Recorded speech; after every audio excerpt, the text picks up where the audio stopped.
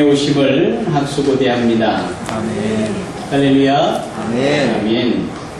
여러분, 우리나라에 들어와 계시고 함께 체류하는 외국인들이 몇 명인지 아십니까?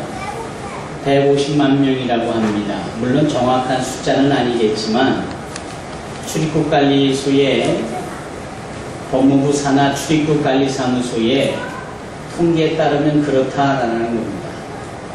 150만 명이 작은 숫자가 아닙니다. 우리 남한의 인구가 5천만 명으로 볼 때 3%에 해당하는 숫자입니다. 그리고 그 숫자는 점점 더 많아지겠지요. 그 숫자의 신분들은 돈 벌러 오신 근로자들입니다. 또 공부하러 온 유학생들입니다. 그리고 결혼하러 함께 와서 머물고 있는 이주 여성들입니다.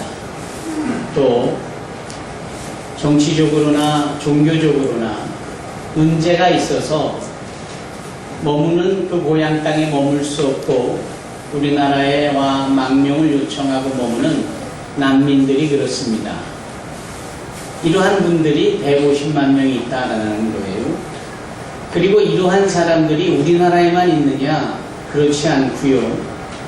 물경 2억 5천만 명이나 되는 사람들이 전 세계의 여러 나라에 흩어져 있다라는 겁니다.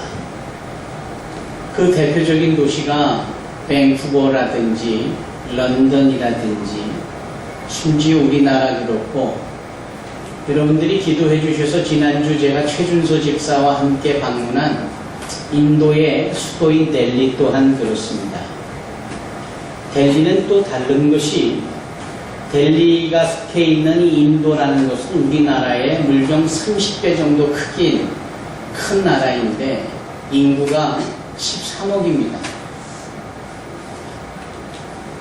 미국처럼 합중국인데 주가 28개 주예요.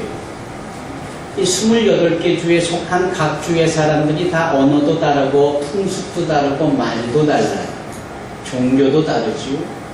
우리는 쉽게 힌두교라고 딱 잘라 말하지만 그렇지 않은 게, 그네들이 가지고 있는 종교를 다 하면 무려 8억 개가 됩니다.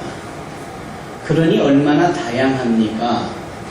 이 다양한 사람들이 델리에 많이 와 있어요. 공부하러 온 각 주의 유학생들이 많고, 주변에 네팔이나 부탄이나 아프가니스탄이나 파키스탄이나 이런 나라에서도 많이 들어와 있습니다. 특히 아프가니스탄에서는 기독인이라는 그 신분 때문에 당하는 핍박과 억압 때문에 그 신앙을 지키고 생명을 지키기 위해서 자신의 조국인 아프가니스탄을 떠나 이 델리에 머무는 난민들이 많습니다. 여러분들이 기도해 주셔서 우리 둘이 지난주에 그곳에 가서 행한 여러 일 중에 하나는 이들을 찾아보는 것이었어요. 그리고 이네들을 함께 지난주에 예배를 드리면서 우리 주님의 오실 성탄의 메시지를 나누었습니다. 각 주에서 온 젊은 유학생들, 그들은 교회를 세울 경제적인 여건이 안 되니까 허름한 외곽의 지역에, 오늘날 우리나라로 치면은 예식장과 같은 곳에 조그만 식당을 하나 빌려서 2시간 동안 그곳에 모여서 예배를 드리는 겁니다. 기특하잖아요? 감동스럽지 않습니까? 이 젊은 유학생들이 자기 용돈도 만만치 않을 텐데 그 신앙을 지키기 위해서 서로 다른 주에서 온 유학생들이 마음을 같이하여 우리나라 돈으로 한 5만 원 정도 되는 빌리는 임대료를 내면서 그 예식장 한 구탱이에 식당을 빌려서 예배를 드리는데 얼마나 감사한지 몰라요. 제가 그곳을 가기 전에 어느 권사님이 선교비를 저한테 쥐어주시더라고요. 그 선교비의 반을 그곳에 건네줬습니다. 너무나 감사하다고 저한테 이메일이 또 왔더군요. 그 예배를 마치고 쪼로로 또 한참을 달려서 어느 학교를 찾아갔습니다. 그 학교는 재밌는 것이 학교니까 교실이 많을 거 아니겠어요. 이 교실마다 문을 활짝활짝 열어두는 겁니다. 예를 들면 1학년 1반부터 7반까지, 또 2학년 1반부터 7반까지, 3학년 1반부터 7반까지. 이 교실이 다 활짝활짝 열려요. 주일인데. 왜 그러죠? 델리에 와 있는 각 나라 사람들이 모여서 예배를 드리는 겁니다. 교실에 1학년 1반에는 아프가니스탄, 1학년 2반에는 네팔, 1학년 3반에는 부탄, 1학년 4반에는 파키스탄, 1학년 5반에는 아프리카에서 나이지리아 펠로십이 예배를 드리는 거예요. 제가 너무나 감동이 되고 너무나 기뻐서 이 교실 저 교실 다니면서 인사하고 악수하고 예배 같이 드리고 그 권사님이 주신 선교비 나머지 반을 그들에게 줬습니다. 얼마나 감사한지 모릅니다. 생각해 보십시오. 우리 많은 선교사들이 찾아가 땀과 피를 흘리며 수고하는 선교지에서의 선교의 역사. 그런데 그곳에서 복음을 전해 듣는 자들이 그들 스스로 이동을 하여서 복음을 찾아 복음 있는 곳으로 오고 그곳에서 복음 있는 생활을 한다는 것이 얼마나 의미 있고 가치 있고 복된 일입니까? 우리 산소만 교회가 17년 전부터 그 일을 해왔고 미디 선교회가 21년 전부터 그 일을 해왔잖아요. 그리고 이제는 그 일을 더 많이 주도하고 더 많은 사람들에게 그 사역을 알리기 위해서 여러분들의 기도를 등에 업고 그렇게 많은 곳을 다니며 말씀을 전할 때에 얼마나 감사하고 과연 이 땅에 오신 예수 그리스도께서 이주민들을 통하여 역사하고 계신다는 사실을 그들의 이동을 통로 삼고 그네들의 체류지를 복음의 터로 삼아서 구루터기처럼 생명력 있게 펼쳐가는 그 풀뿌리 같은 생명력 왕성한 이주민 사역이 펼쳐지고 있다는 사실에 너무 감사하다라는 겁니다. 그리고 성탄 메시지를 전하는데 얼마나 전하는 저도 감사하고 듣는 그들도 감사한지 자기 고향에서 못 듣는 것을 제3의 나라에 와서 그것도 다른 나라에서 온 목사를 통하여서 자신들이 믿는 동일한 주님의 이 땅의 나심과 이 땅의 오심과 이 땅에서 우리와 같이 되신 그 예수에 대하여 말씀을 전할 때, 들을 때에 감격해한 그 감동이 이루말할 수 없는 것이었어요. 얼마나 감사한지 모릅니다. 제가 그들에게 말씀을 전할 때 본문 말씀이 무엇이었느냐? 로마서 8장 32절 말씀이었어요. 하나님께서 우리를 위하여 그 아들을 아낌없이 내어주셨다라는, 더 나아가 그 아낌없이 내어주심이 하나님께서 어찌 그 아들과 더불어 모든 좋은 것을 더하여 주시지 않겠느냐라는 말씀이 로마서 8장 32절의 말씀입니다.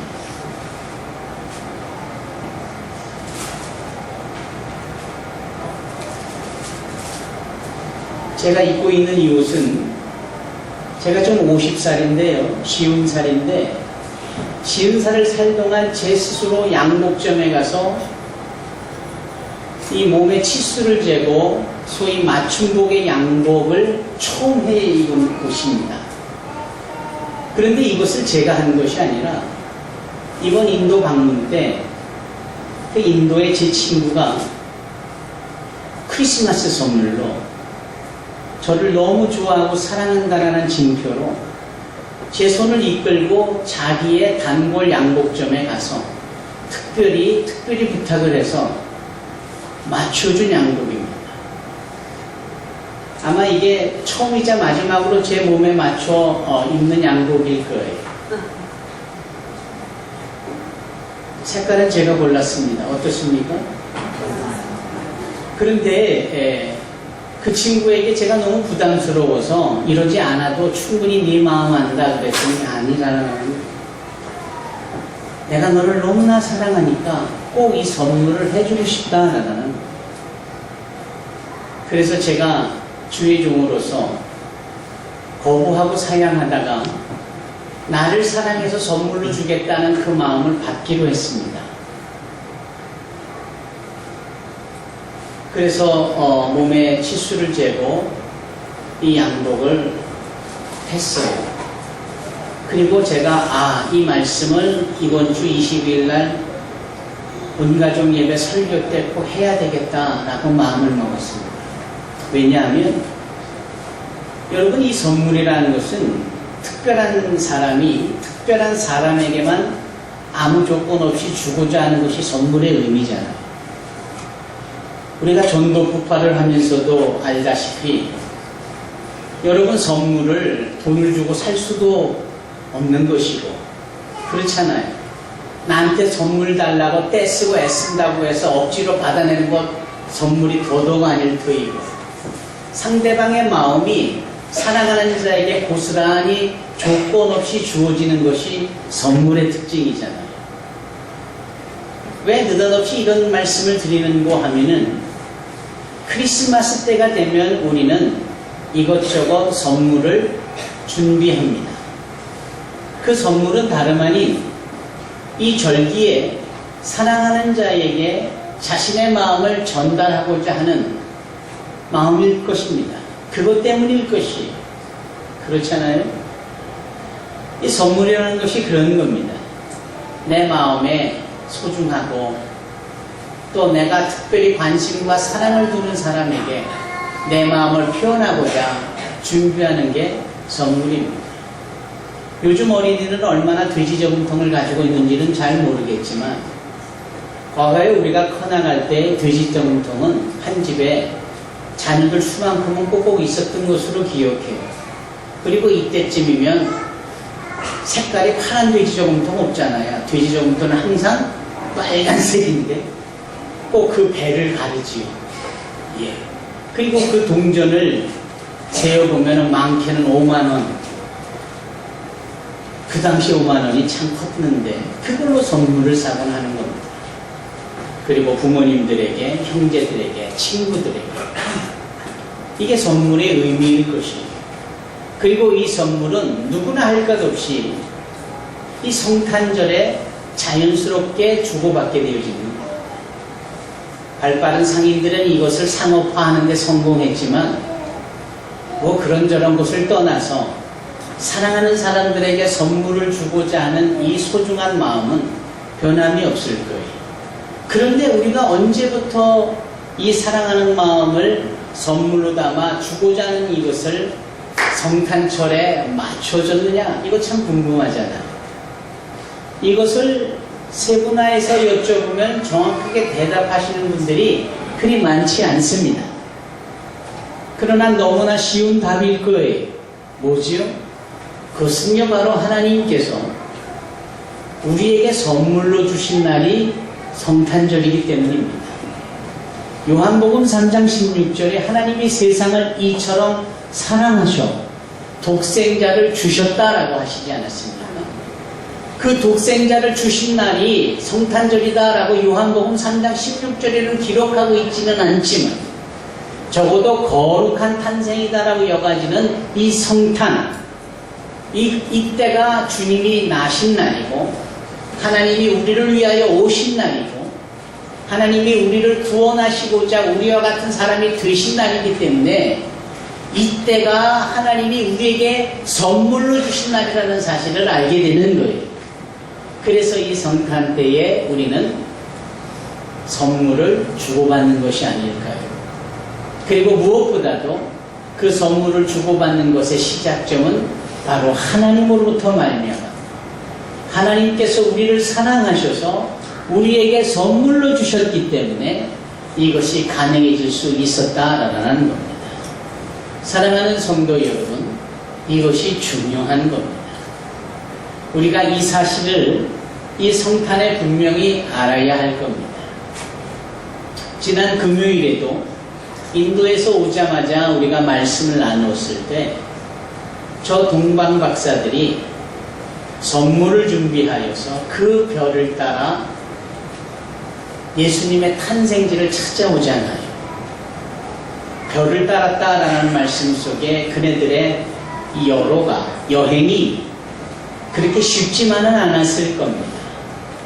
모두가 훤히 보이는 대낮에 움직이면 좀 더 나을 뻔했는데 별을 따라 움직여야 되는 것은 밤에 움직였다라는 것을 의미하고, 그만큼 처음 가는 길에 위험적 요소도 많고 또 실족할 수 있는 가능성도 많았고, 성경이 말하는 어둠은 늘 죄악을 의미하고 하나님의 영을 잃어버린 목마른 인생들의 영혼의 상태를 말하고 있는 바, 그네들이 밤에 움직였으면 진리를 따라 오실 구원자를 간절히 소망하는 그 절절한 마음으로 움직였음을 의미하는 겁니다.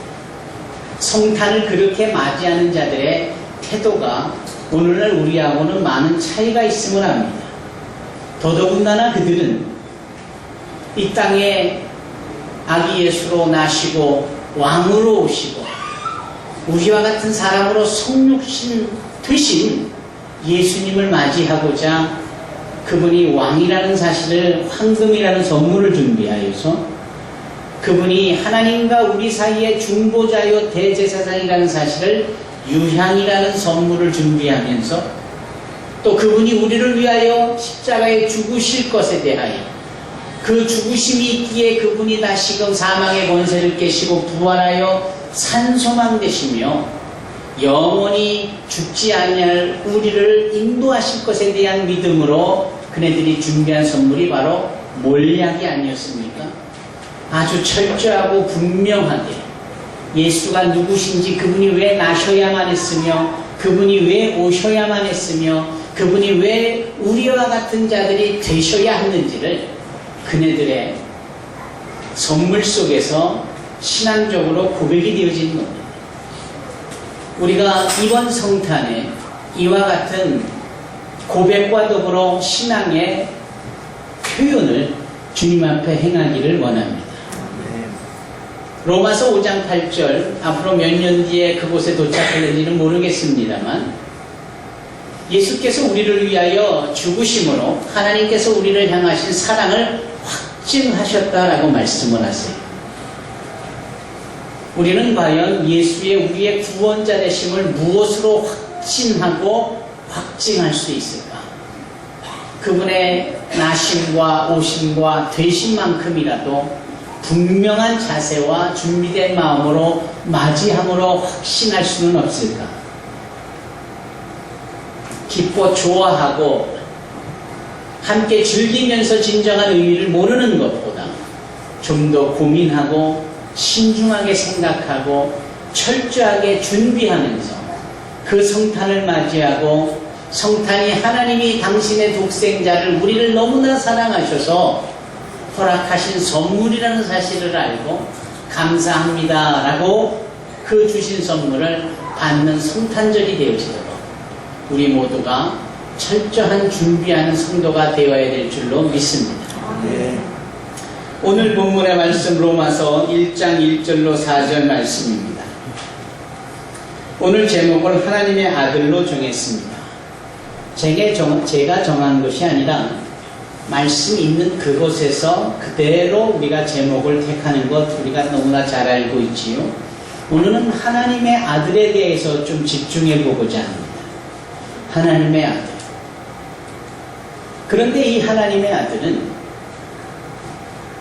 하나님의 분신이시기도 했으며 하나님이시기도 하시고, 그리고 동일하신 하나님으로서 이 땅에 오시는 구별된 모습으로 하나님의 아들로 여기 기록이 되어지고 있는 겁니다.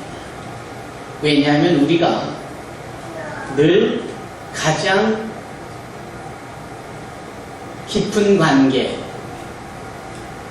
그렇잖아요. 이 관계를 아버지와 자녀의 관계로 둔다라고 할 때 그 인간적 관계에 맞추어 하나님과 예수의 관계를 설명하고자 하십니다.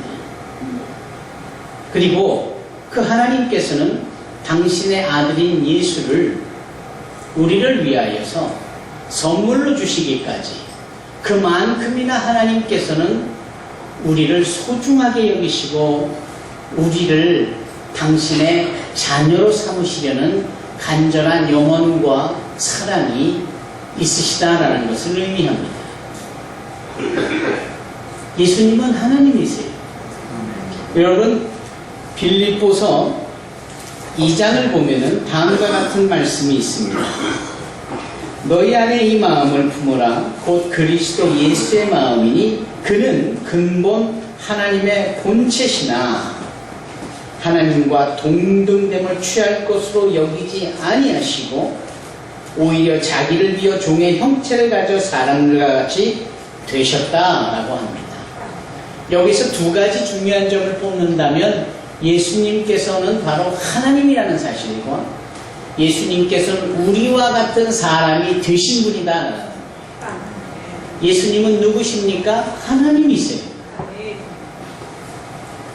그 하나님이신 예수님을, 하나님이신 하나님과의 관계를 우리의 눈높이로 설명하시고자 하나님 아버지와 하나님의 아들 예수로 선명하게 구별하여 설명하고 있는.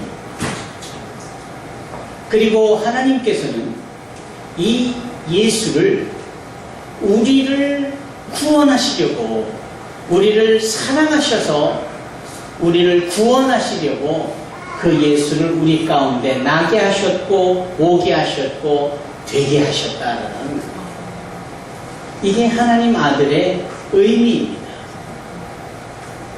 여러분들 성경 오늘 노엘 양이 이렇게 읽었습니다.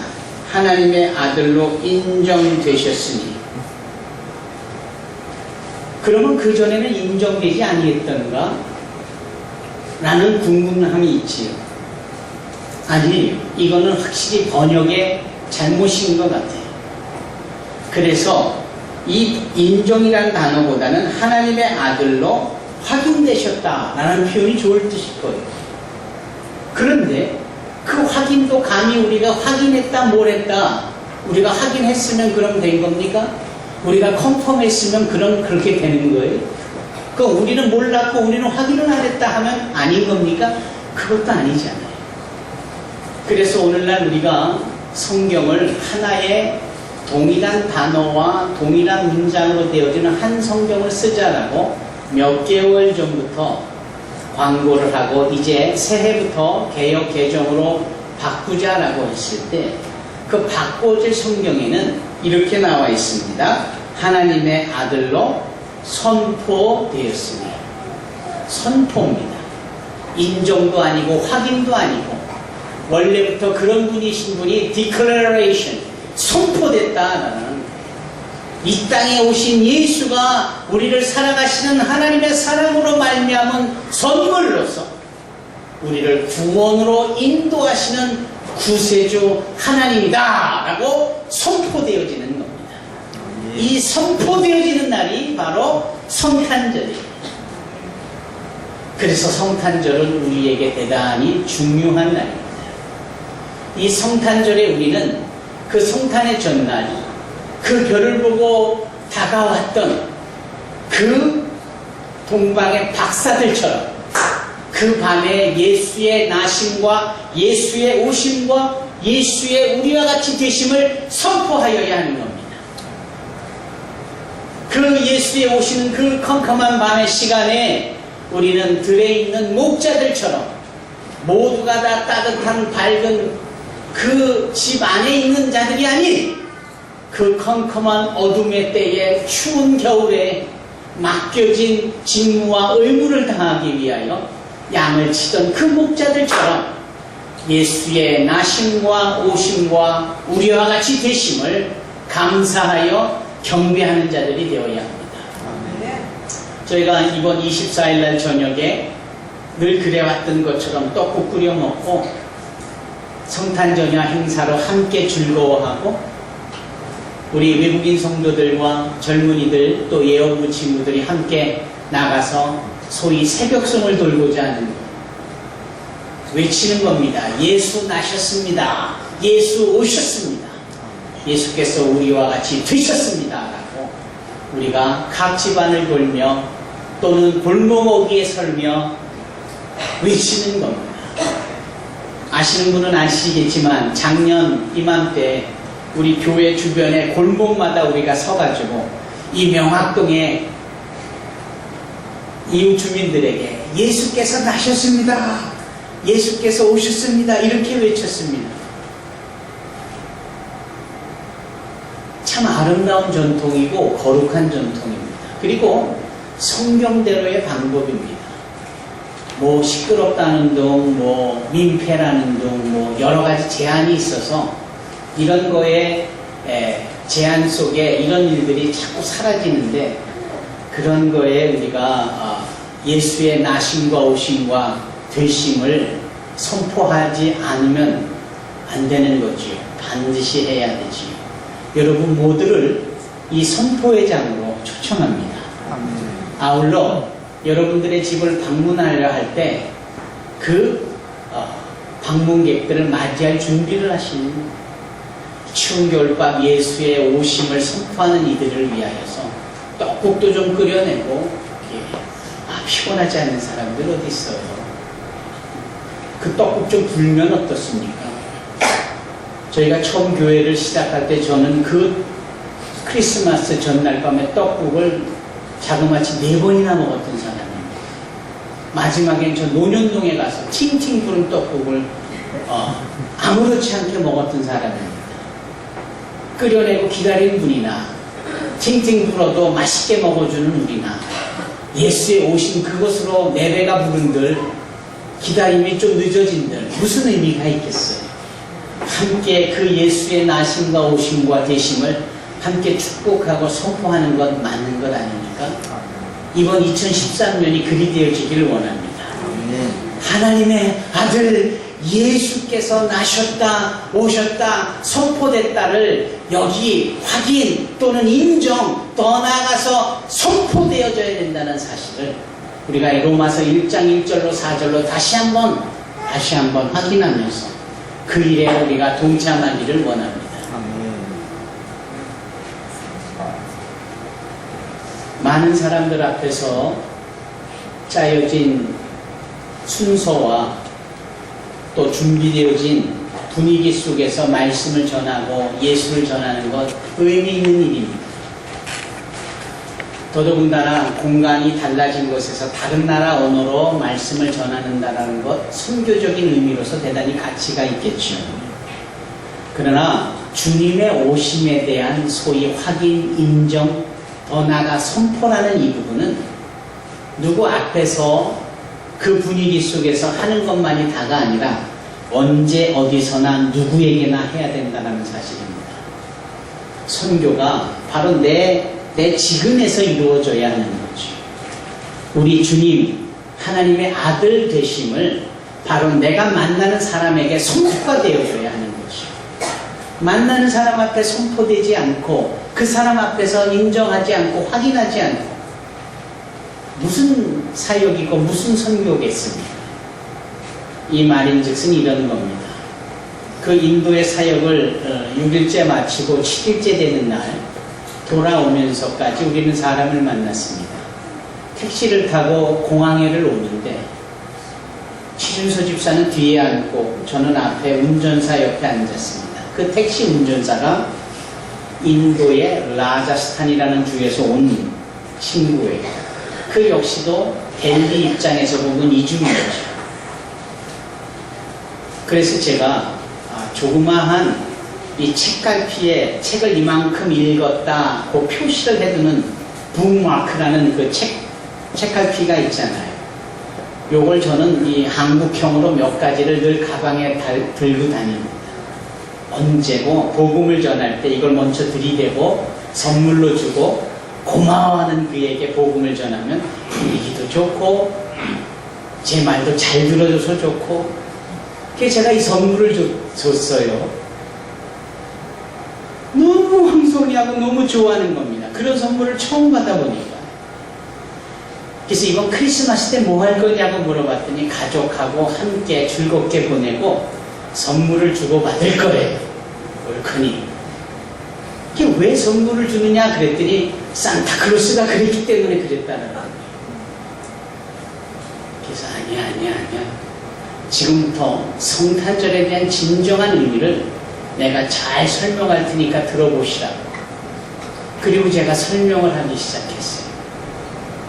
하나님께서 우리를 사랑하셔서 그 사랑하시는 증거로 선물을 주시는데, 그 하나님께서는 선물을 아무거나 대충 주실 리도 없으셨고 가장 소중하고 하나밖에 없는 정말 가치 있는 선물을 주셨는데, 그 선물이 바로 당신의 아들이셨어요. 눈이 번쩍 띄는 거예요. 그쪽 사람들은 눈이 우리나라 사람보다 훨씬 큰데 놀라서 눈을 번쩍 뜬다면은 무시무시할 정도로 커지더라고요. 깜짝 놀라는 아들을 줬다고요. 그 아들 예수에 대해서 설명을 했습니다. 그러니까 성탄의 의미는 하나님께서 우리를 사랑하시는 증거로 당신의 독생자 아들 예수를 우리에게 주신 날이기 때문에 우리 또한 이 사랑의 선물을 받은 자로서 사랑하는 마음을 담아 이런 사람 저런 사람 소중한 자녀에게 선물을 주는 날이니, 이것이 진정한 메리 크리스마스의 날의 의미이고, 이것이 왜 우리가 예수님을 구세주로 영접해야 되는지에 대한 이유가 된다라고 했을 때, 이 친구가 알았다고 고개를 끄덕이며 연실 이해를 하더라고요. 이렇게 달리는 차 안이라 제가 손을 얹고 결심까지는 못 갔지만, 너 페이스북 하니? 그러니까 한대요. 페이스 아이디가 뭐니? 다르샨 아리아래. 그럼 내가 다르샨 아리아를 찾아서 내가 너에게 친구 요청을 할 테니까 크리스마스 때 또 주고받는 메시지를 가지고 우리가 서로 관심을 갖고 서로 친구로서 축복도 하고 하는 시간을 갖자 그랬더니 너무 좋아하는 거예요. 여러분, 이게 크리스마스의 의미이고 이것이 순교며 이것이 주의 일입니다. 이번 성탄절에 무엇을 하시렵니까? 많은 계획들이 있으시겠지만 무엇보다도 아기 예수의 나심과 그분이 왕으로 오심과 그분이 우리의 죄를 구원하시려고 우리와 같은 성종으로 되셨다는 사실을 선포하는 성탄절이 되기를 바랍니다. 아울러 주님께 받은 그 사랑의 마음을 갖고 또 다른 자에게 사랑하는 선물을 나눠주는 귀한 성탄절이 되기를 바랍니다. 기도하겠습니다.